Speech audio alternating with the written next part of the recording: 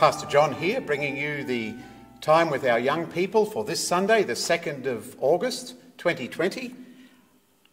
I'd like to read to you part of today's Gospel reading from Matthew chapter 14.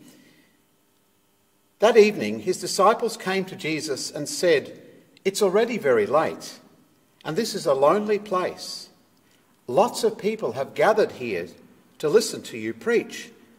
Send the people away and let them go to the villages to buy food for themselves." "They don't have to leave," Jesus answered. "You yourselves give them something to eat." "All we have here are 5 loaves and 2 fish," they replied. "Then bring them here to me," Jesus said. He ordered the people to sit down on the grass. Then he took the 5 loaves and the 2 fish. He looked up to heaven and he gave thanks. He broke the loaves and gave them to the disciples, and the disciples gave them to the people. Everyone ate enough. Then the disciples took up 12 basketfuls of leftovers. The number of people who ate were about 5,000, not counting women and children. It's an amazing story of one day when Jesus was out preaching to crowds of people. And it got late, and they all needed something to eat. Every day we have a meal at home, don't we? Breakfast, lunch and dinner, perhaps. Perhaps you've helped with cooking of the meal. Perhaps you've helped Mum make tea or make lunch. Or perhaps you've made a cake or some biscuits. You might have used something like this, a measuring jug, so that you could measure out all the ingredients properly to bake your cake or your biscuits or whatever.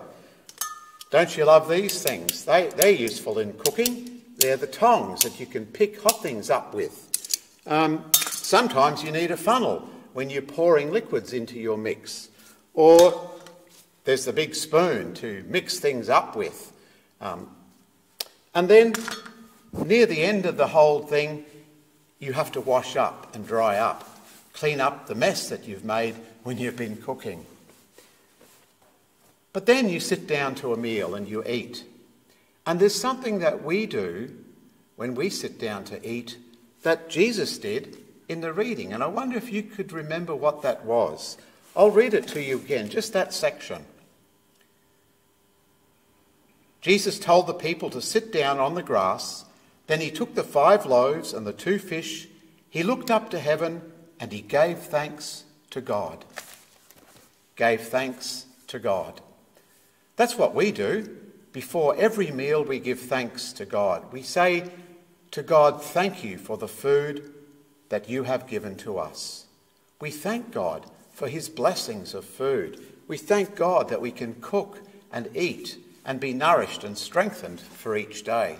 So next time you're cooking, preparing a meal, helping Mum or Dad in the kitchen, and perhaps sitting down to the next meal, remember to give thanks.